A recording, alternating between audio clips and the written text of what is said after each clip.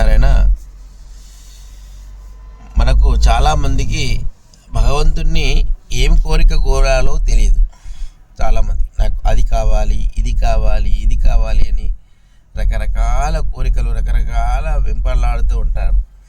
అసలు వాస్తవంగా ఒక్కొక్కసారి కోరింది భగవంతుడు ఇవ్వకపోతే నాకు దేవుడు ఇది ఇవ్వలేదు, నేనేం తప్పు చేశాను, ఏం లోపం చేశాను అనుకుంటారు. భగవంతుని యొక్క అవ్యాజ్యమైనటువంటి ప్రేమను మనం అర్థం చేసుకోము. అసలు విషయం ఏంటంటే, మీ పిల్లలు ఉన్నారు కదా, మీరు ఎవరి కోసం సంపాదిస్తున్నారు? ఈ బిల్డింగు, ఇంట్లో ఉన్నటువంటి ఈ సామాగ్రి అంతా, డబ్బు అంతా ఎవరి కోసం అంటే పిల్లల కోసమే అని చెప్తారు.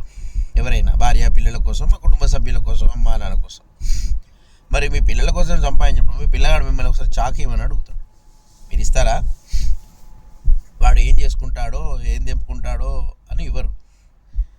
వాడు ఏడ్చి గీ పెట్టినా సరే ఇవ్వరు. మరి వాడు డబ్బుల కట్టమంటాడు. మీరు వాడి కోసం సంపాదించాడు కదా, ఒక బంగారం గొలుసిమ్మంటాడు. ఇస్తారా? వాడి చేతికి, చిన్న పిల్లడి చేతికి ఏం చేసుకుంటాడో, ఎడా పడేస్తాడో వాడికి దాని గురించి తెలియదు కాబట్టి వాడు ఇవ్వడు, మీరు ఇవ్వరు.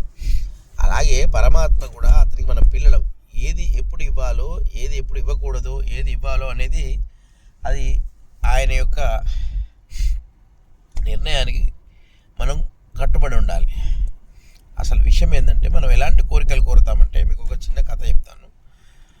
ఒక అతను రాష్ట్రపతి జైలుకు వెళ్ళాడు. ఒకరోజు జైలుకు వెళ్ళి, పాప వీళ్ళు చాలా రోజు జైల్లో మగ్గుతున్నారు, వీళ్ళని అసలు విడుదల చేద్దాము అని వాళ్ళు కోరుకుంటే అని వెళ్తాడు. వెళ్ళి వాళ్ళకి ఏం చెప్తాడంటే, మీరు ఏదైతే కోరిక కోరుకుంటారో ఒకటేసారి కోరుకోండి, మీ కోరికలు నేను నెరవేరుస్తాను అని ఆ జైలు చెప్తారంగానే వాళ్ళందరూ లైన్లో నిల్చుంటారు.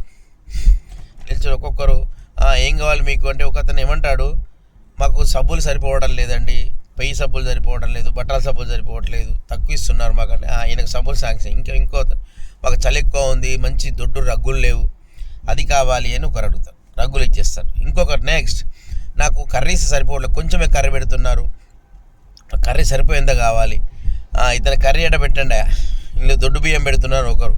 ఇట్లా ఒకరు వస్త్రాలు లేవని రకరకాల, మేము స్నానం చేసేస్తా అంటే కాళ్ళ కాడ వేసుకునేటువంటి బొంతలు లేవు, బురదతోటి రూమ్లో వస్తున్నాం, అదే బురదలు పడుకుంటున్నాం, ఆయనకు తట్టు వేయండి, డోర్ మ్యాట్ వేయండి. ఇట్లా అందరూ. ఒక అతను ఏం చేస్తాడంటే, స్వామి నాకు జైలు నుండి విముక్తులు చేయాలని అనగానే, చాలా ఓకే నీకు ఇస్తాను.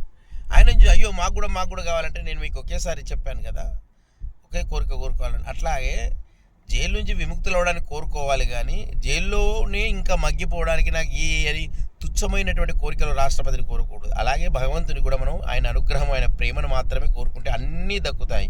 నీ అనుగ్రహం కావాలి స్వామి అని కోరుకుంటే అన్నీ ఉన్నట్టే. దేవుణ్ణి కోరాల్సింది అది. జై శ్రీమన్నారాయణ.